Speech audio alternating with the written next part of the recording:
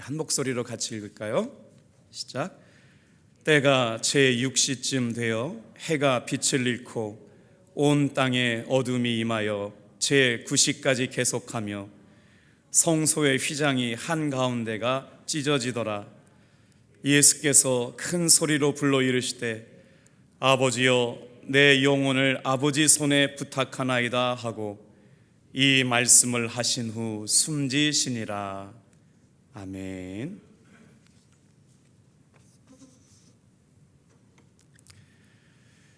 누가복음 23장 44절에서 46절의 말씀을 가지고 나를 버리면 예수가 산다라는 제목의 말씀으로 이 아침에 잠시 은혜를 나누겠습니다.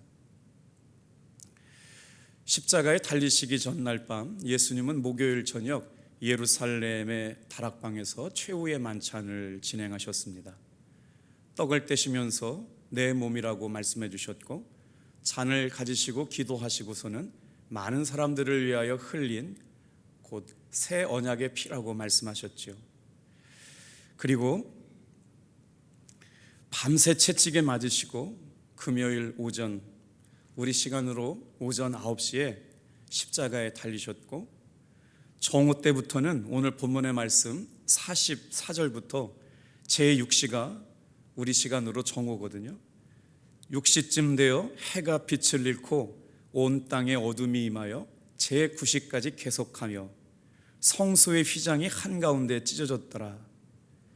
예수님께서 오전 9시에 십자가에 달리시고 정오부터는 해가 빛을 잃고 그 어두움이 온 땅에 임하여 제9시까지 계속되었다. 제9시는 오후 3시입니다. 그러니까 예수님께서는 오전 9시에 십자가에 달리시고 오후 3시에 운명하셨던 것이죠. 오늘 우리는 해마다 고난주간이 되고 성금요일이 되면 성찬식을 진행할 뿐만 아니라 이렇게 새벽을 깨우면서 기도하는 시간들을 갖습니다. 자, 오늘은 바로 예수님의 죽음이 나와 무슨 상관이 있는가를 묵상하면서 잠시 이 새벽에 나를 버리면 예수가 산다라는 제목으로 말씀을 묵상해 보려고 그래요. 나는 죽고 예수만 사는 삶이 얼마나 감동스러운가요? 나를 버리면 예수가 사시는 그 비밀, 이 비밀을 가장 잘 설명해 줄 수 있는 성경 구절 한 절이 있습니다. 로마서 6장 22절 말씀이거든요. 구원의 단계를 4단계로 설명해 주는 아주 귀한 구절인데 우리 같이 한번 읽어보겠습니다. 시작. 그러나 이제는 너희가 죄로부터 해방되고 하나님의 종이 되어 거룩함에 이르는 열매를 맺었으니 그 마지막은 영생이니라. 구원의 1단계가 있어요. 죄에서 해방을 받는 단계입니다. 죄에서 해방받을 수 있는 유일한 방법은 죄악되었던 내가 죽는 것이죠. 오늘 이 새벽에 예수님의 십자가에 동참하고 예수님의 거룩한 부활에 동참하기 위해서 우리는 성찬을 맞이합니다. 그러면서 다시 한번 우리가 어느 믿음의 단계에 있는지를 돌아볼 수 있었으면 좋겠어요. 구원의 첫 단계는 바로 죄로부터 해방되는 것입니다. 내가 죽어지는 단계를 말하는 것이죠. 흔히 속죄의 교리라고 말합니다. 우리가 어떻게 죄를 이기며 살아갈 수 있을까요? 그런데 죄를 이기는 것은 절대로 내 힘 가지고는 되지 않습니다. 성령님의 도우심이 있어야 되는 것이죠. 오늘 말씀해 보면 구원의 2번째 단계를 말씀하고 있는데 이렇게 죄가 죽어지고 나니까 내 삶이 어떻게 되느냐? 사도 바울은 분명하게 말합니다. 너는 하나님의 종이 되었다. 놀라운 선언이 아닐 수가 없습니다. 죄악되었던 나, 허물 많은 나가 죽어지고 나니까 내가 하나님의 종이 되었노라고.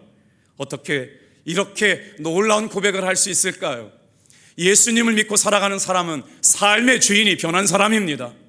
오늘 이 새벽에 우리가 이렇게 주님 앞에 나와 고난주간을 맞이하고 성금요일을 지나면서 내가 죽어지고 나의 신분이 바뀌었습니다. 주인이 바뀌었습니다. 나의 주인은 하나님이시기에 나의 하나님의 종됨을 고백할 수 있게 되기를 축복합니다. 우리가 하나님을 주님이라고 부르는 것은, 우리가 하나님의 종이 되었다라고 막 고백하는 것은 입술만 고백한다고 되는 것은 아닙니다. 실제 행동이 따르지 않으면 진정한 종이 되었다고 말씀할 수 없습니다. 그래서 어떻게 보면 주님의 종 되었다라고 하는 것 가운데 우리의 신앙을 가장 민감하게 고백해야 될 이것은 구원의 세 번째 단계인 거룩함에 이르는 삶의 열매가 드러나는 일입니다. 어쩌면 이 단계는 가장 어려운 단계일 수 있겠습니다.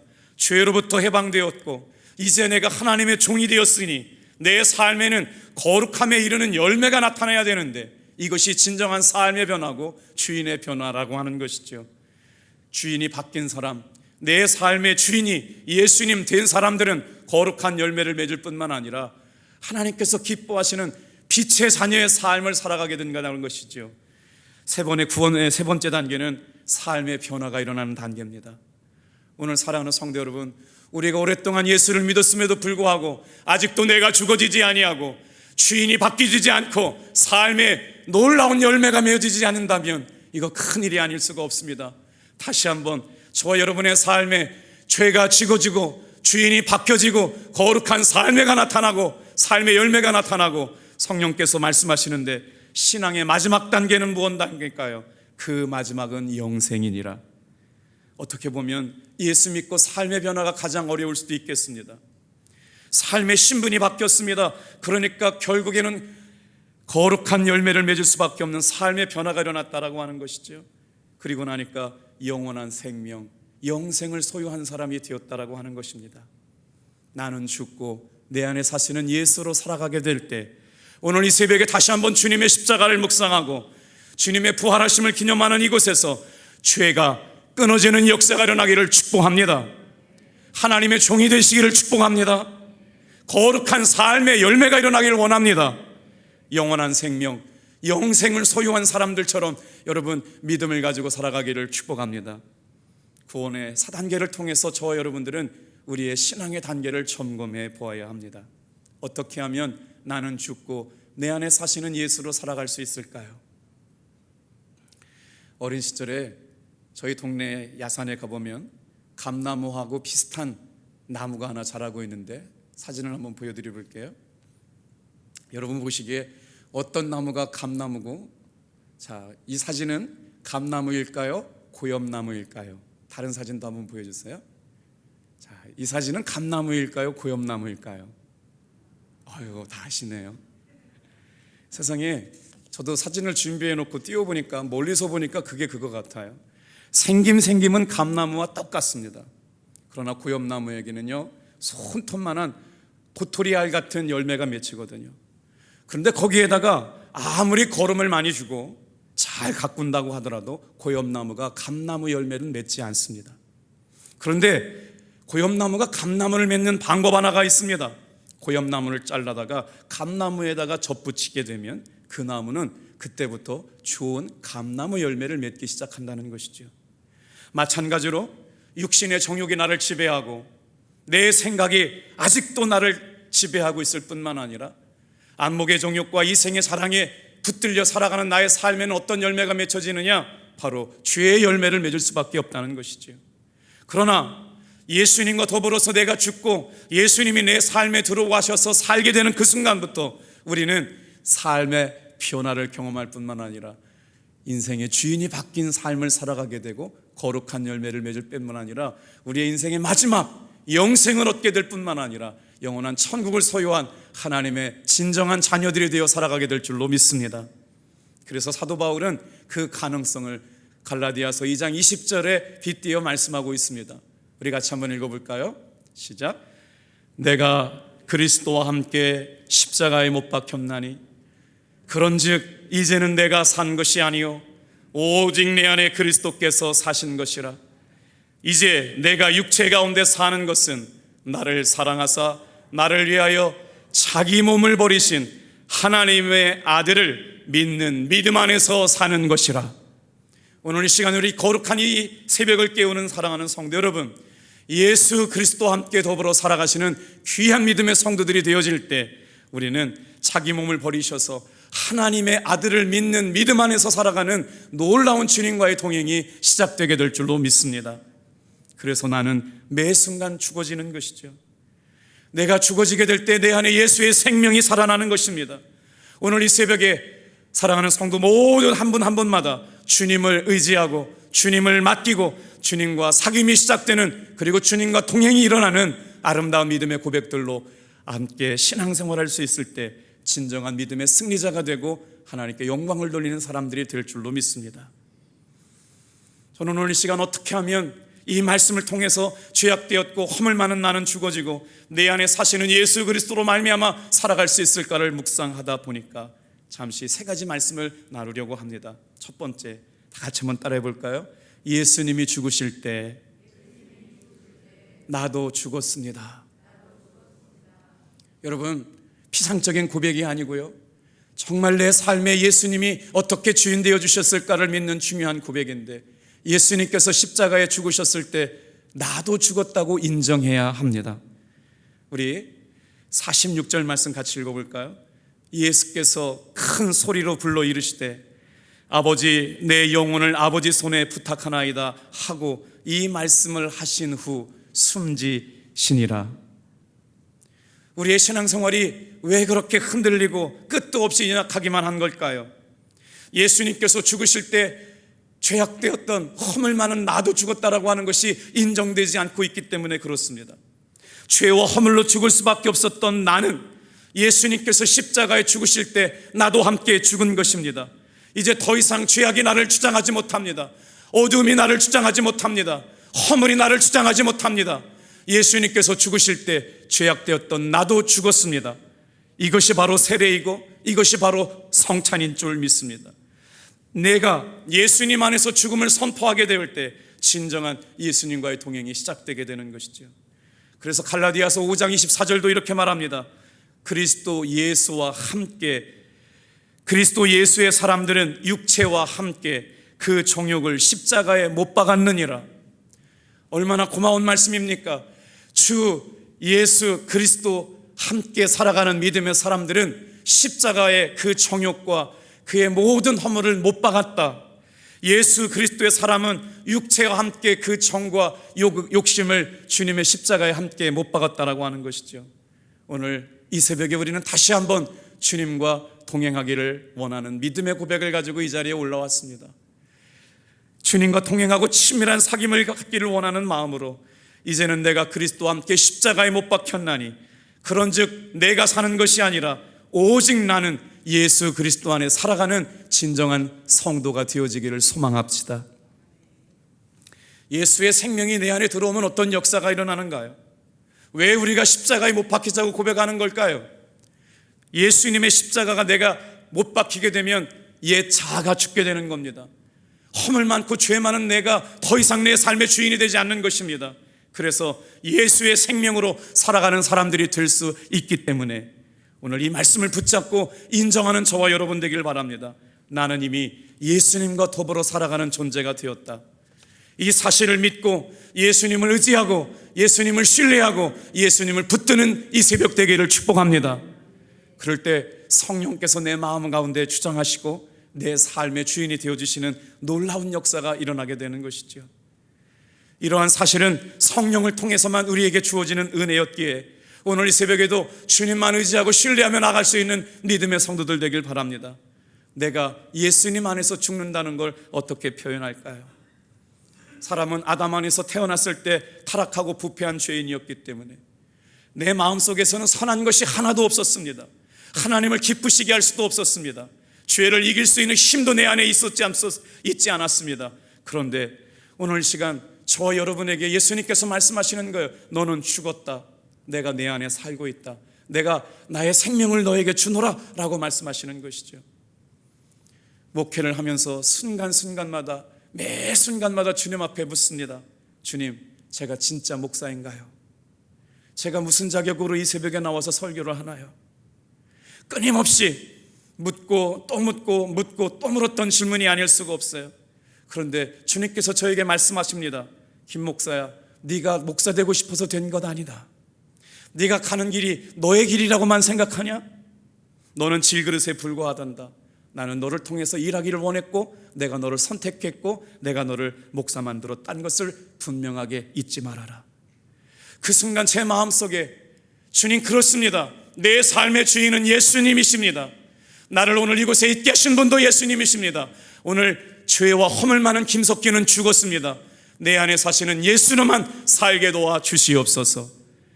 그러면서 나는 한낱 질그릇에 불과한 존재임을 깨닫게 됩니다. 그래서 주님 앞에 내 자신을 내어놓는 거예요.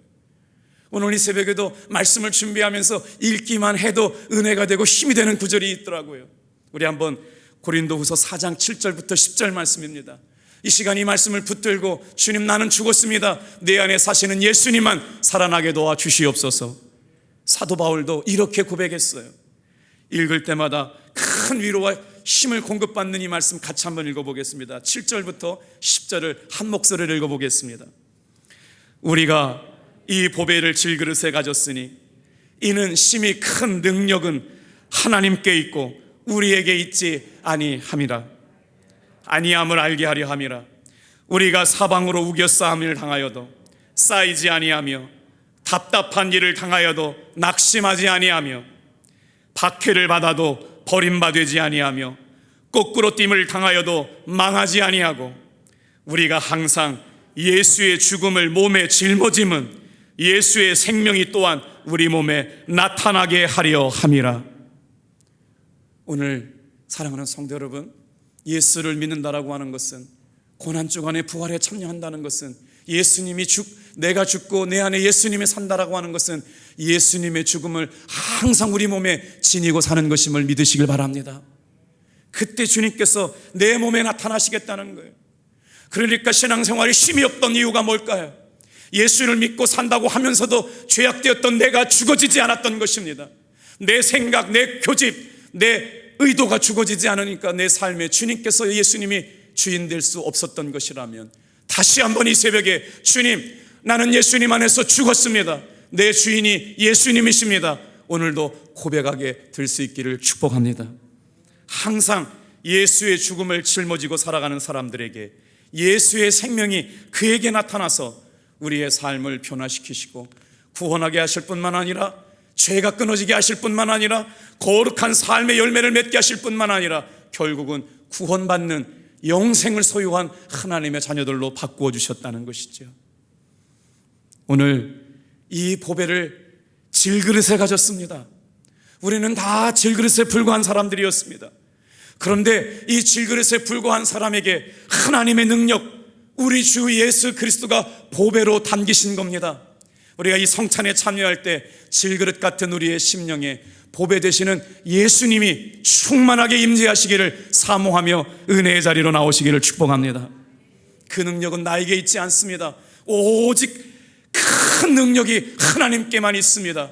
나는 실패할 수밖에 없고, 나는 넘어질 수밖에 없고, 나는 또 죄를 지을 수밖에 없는 연약한 질그릇이지만, 이 시간 나는 죽었고 내 속에 계시는 예수님이 주인 되어 주실 때 내 삶을 보배로운 존재로 예수님 안에서 바꿔놓으심을 알기에 그의 능력이 오늘 나타날 줄 믿는 분들만 하나님의 은혜와 사랑 가운데 살아갈 수 있게 될 줄로 믿습니다. 내 속에 계시는 보배이신 예수님을 어떻게 알 수 있을까요? 요한복음 15장 5절 말씀은 이렇게 말씀합니다. 또 한번 읽어볼게요. 시작. 내 안에 거하라. 나도 너희 안에 거하리라. 가지가 포도나무에 붙어있지 아니하면 스스로 열매를 맺을 수 없음같이 너희도 내 안에 있지 아니하면 그러하리라. 나는 포도나무요 너희는 가지라. 그가 내 안에 내가 그 안에 거하면 사람이 열매를 많이 맺나니 나를 떠나서는 너희가 아무것도 할 수 없음이라. 주님, 그렇습니다. 오늘 이 시간 간절히 사모하는 것 한 가지가 있는데 내가 예수님 안에 있기를 원합니다. 예수님 안에 있기만 하면 예수님께서 내 삶에 들어와 계셔서 나도 너희 안에 거하리라. 사랑하는 성도 여러분, 주님이 내 안에 거하시고 계시다라고 하는 것만 믿어줘도 우리의 삶은 변하게 될 겁니다. 오늘 이 새벽에 다시 한번 믿음으로 선포합시다. 예수님, 내 안에 들어와 살아 주시옵소서. 너희가 나를 떠나서는 아무것도 할 수가 없다. 나는 포도나무여 너희는 가지다. 그가 내 안에 내가 그 안에 거하면 사람이 많은 열매를 맺을 수 있으니 나를 떠나서는 너희가 아무것도 할 수 없다. 사랑하는 성도 여러분, 포도나무 가지는 포도나무에 붙어 있어야 합니다. 예수 믿는 사람들, 예수 믿는 성도들은 예수님께 붙어 있어야 합니다. 포도나무 가지는 1mm만 벗어나 있어도 양분을 뿌리부터 빨아올릴 수가 없어요. 예수 믿는 성도들은 예수님을 떠나 있어서는 그의 생명을 이겨올 수 없습니다. 오늘 이 새벽에 온전히 우리에게 삶을 주시고 생명을 주시고 은혜를 주시는 주님께 붙들려 있는 여러분 되기를 축복합니다. 그래서 오늘 이 시간 거룩한 성찬을 참여하면서 내 자신은 조심하게 우리의 믿음을 돌아보며 물어야 합니다. 아직까지 나는 육적 자아가 주인되어 있진 않은가? 아직까지도 육신의 정욕과 안목의 정욕과 이생의 자랑에 붙들려 살면서 주인은 예수님이라고 입으로는 말하고 있지만 실상은 주님이 되어주시 못해서 아직도 내 삶의 모습은 더러운 대로 육적인 내 모습으로 가득 채워졌다면 성령님께서 내 안에 주장하지 못하고 계시기 때문에 오늘 원래부터 죄인으로 태어났던 부패한 옛사람이 아직도 내 안에 살아남아서 죽어지지 못한다면 예수님과 어떻게 동행할 수 있을까요? 그렇기 때문에 우리는 예수님의 십자가의 죽음을 통과해야 합니다. 다 같이 한번 따라합시다. 예수님이 죽으실 때 나도 죽었습니다. 이 믿음의 고백이 분명해지면 분명해질수록 죄와 허물 많은 옛 자아가 죽어지면 죽어질수록 내 안에 예수님은 분명히 살아나서 여러분, 저와 여러분들을 친밀한 예수님과의 사귐이 있는 자리, 동행이 있는 자리 은혜로 역사하여 주실 줄로 믿습니다. 그리스도인은 예수님의 십자가의 죽음에 동참하지 않고서는 진정한 예수님의 생명을 소유할 수 없기 때문에 오늘도 이 새벽을 깨우며 주님의 은혜의 보좌 앞에 나올 수 없는 부끄러운 삶이지만 그래도 은혜의 보좌 앞에 믿음의 도리를 굳게 잡고 나왔습니다. 그렇기 때문에 이제 우리는 이렇게 선포할 수 있게 되는 것이죠. 다 같이 한번 따라해 볼까요? 예수님이 사셨을 때 나도 살았습니다. 예수님이 죽으실 때 십자가에 나도 죽었다고 선포하는 사람만이 예수님께서 살아나셨을 때 나도 살았습니다 라고 고백할 수 있게 되는 것입니다. 고린도후서 4장 12절에서 14절 말씀도 같이 읽어볼까요? 자, 12절. 그런즉 사망은 우리 안에서 역사하고 생명은 너희 안에서 역사하느니라. 기록된 바 내가 믿었으므로 말하였다 한 것과 같이 우리가 같은 마음을 가졌으니 우리도 믿었으므로 또한 말하노라. 주 예수를 다시 살리시니가 예수와 함께 우리도 다시 살리시리라. 너희와 함께 그 앞에 서게 하실 줄을 아노라. 주 예수를 다시 살리신 분께서 오늘 예수의 생명을 간직한 사람들을 예수님 앞에 서게 하여 주실 줄로 믿습니다. 예수님을 죽음에서 부활하게 하신 하나님께서 오늘 이 새벽 예수님이 부활하실 때 우리도 부활하게 하심을 믿는 성도들이 주님 앞에 서게 될 거라고 하는 놀라운 복음의 비밀. 저와 여러분의 삶은 언제나 다 끝날 때가 있습니다. 그때 그 마지막이 어디일까요? 예수님의 십자가 앞에 서게 될 것을 기억하시길 바랍니다. 예수의 생명이 없는 사람은 심판의 부활로, 예수의 생명이 있는 사람은 생명의 부활로 오늘 이 시간 이 믿음의 고백을 가지고 주님 앞에 나온 저와 여러분들에게 로마서 말씀을 묵상하면서 로마서의 총 주제는 죄입니다. 그 로마서에 흐르는 사상은 내가 죄인이기 때문에 죄를 어쩔 수 없어서 똑같은 죄를 반복할 수밖에 없는 죄장아찌가 되었다라고 말씀하시는 것이죠. 우리는 육적 자아인 옛 아담 안에서 태어나서 죄인으로 태어났기 때문에 아무리 노력을 해도 선행을 할 수가 없을 뿐만 아니라 죄인이 될 수밖에 없었다는 거예요. 그러나 예수님의 은혜로 말미암아 십자가에서 내가 죽어지고 영이신 예수님이 내 안에 들어와서 살게 되실 때부터 이제 나는 변해서 예수 안에 살아가는 새로운 신적 존재가 되었습니다. 그래서 예수님이 내 삶의 주인이 된 것을 믿고 고백하는 사람들마다 그 순간순간 우리의 삶에 놀라운 삶의 열매들이 나타나게 된다라고 하는 것이죠. 이제 내 노력으로 되지 않지만 죄악되었던 나는 죽고 십자가에 못 박혔고 예수님과 딱 붙어서 연합되었을 뿐만 아니라 예수님이 내 안에 계시고 예수님이 주시는 참 생명을 소유한 우리들이 살아가게 될 때마다 주님께서는 이렇게 될 거라고 말씀하고 있습니다. 그것을 사도 바울이 증거합니다. 로마서 6장 11절 12절 말씀 읽을까요? 시작. 만일 우리가 그의 죽으심과 같은 모양으로 연합한 자가 되었으면 또한 그의 부활과 같은 모양으로 연합한 자도 되리라.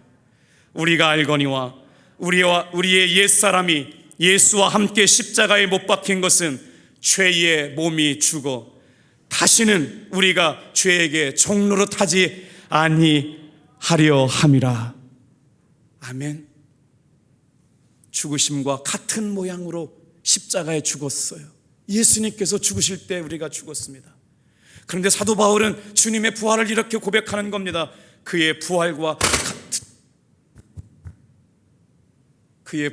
같은 모양으로 연합해서 너희도 살아나게 되리라. 다시는 예수님과 함께 살아난 사람들은 죄의 종이 되지 않는다라고 하는 것이죠. 마지막입니다. 예수의 생명 안에서 살 길이 열렸음을 믿고 나아갑시다.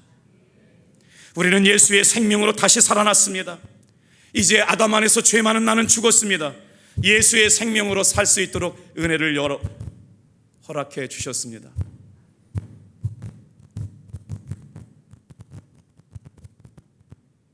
자, 고린도전서 1장 30절 읽고 마치겠어요? 같이 한번 읽겠습니다. 시작. 너희는 하나님으로부터 나서 그리스도 예수 안에 있고 예수는 하나님으로부터 나와서 우리에게 지혜와 의로움과 거룩함과 구원이 되었으니. 오늘 이 시간 허물 많고 죄 많은 우리들에게 예수님의 생명으로 살아날 수 있는 길을 열어주신 줄로 믿습니다.